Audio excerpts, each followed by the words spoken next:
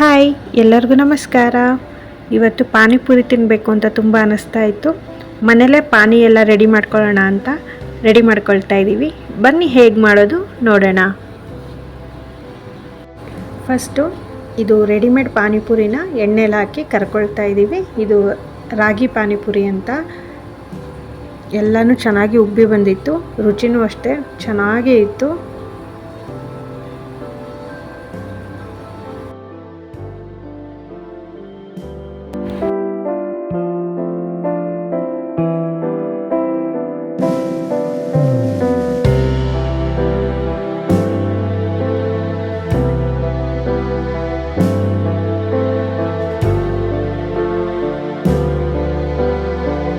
ಇನ್ನು ಪಾನಿ ಮಾಡ್ಕೊಳ್ಳೋದಕ್ಕೆ ಒಂದು ಮಿಕ್ಸಿ ಜಾರ್ಗೆ ಸ್ವಲ್ಪ ಪುದೀನ ಸೊಪ್ಪು, ಸ್ವಲ್ಪ ಕೊತ್ತಂಬರಿ, ಸ್ವಲ್ಪ ಕಡಲೆ, ಹಾಗೆ ಮೆಣಸಿನ್ಕಾಯಿ, ಒಂದು 4ರಿಂದ 5 ಮೆಣಸಿನ್ಕಾಯಿನ ಹಾಕಿ ರುಬ್ಕೊಳ್ತಾ ಇದ್ದೀನಿ. ಸಣ್ಣಗೆ ರುಬ್ಕೋಬೇಕು ಇದನ್ನು.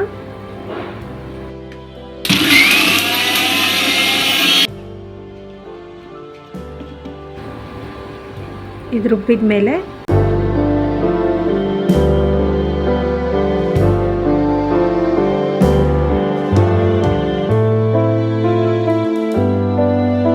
ಇದನ್ನು ಒಂದು ಬಟ್ಲಿಗೆ ತೆಗೆದಿಟ್ಕೊಂಡು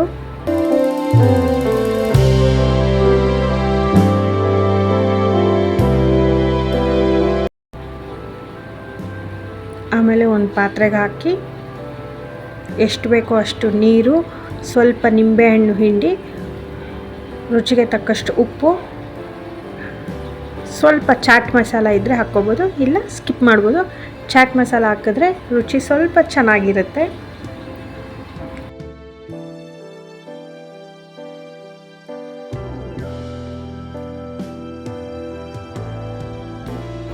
ಪಾನಿ ಕೂಡ ರೆಡಿಯಾಗಿದೆ, ಪಾನಿಪುರಿಗೂ ಕೂಡ ರೆಡಿಯಾಗಿದೆ. ಪಾನಿಪುರಿ, ಪಾನಿ, ಬೇಯಿಸಿಟ್ಟಿರೋ ಆಲೂಗಡ್ಡೆ, ಸಣ್ಣಕ್ಕೆ ಹೆಚ್ಚಿರೋ ಈರುಳ್ಳಿ, ಹಾಗೆ ಖಾರ ಎಲ್ಲ ರೆಡಿ ಇದೆ. ಈಗ ತಿನ್ನುವುದಷ್ಟೇ.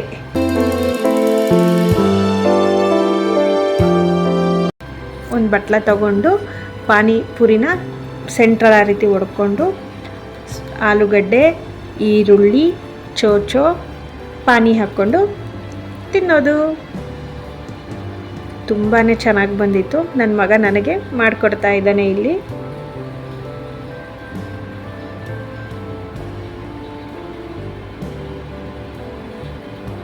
ಪಾನಿ ಅಂತೂ ಸೂಪರಾಗಿತ್ತು.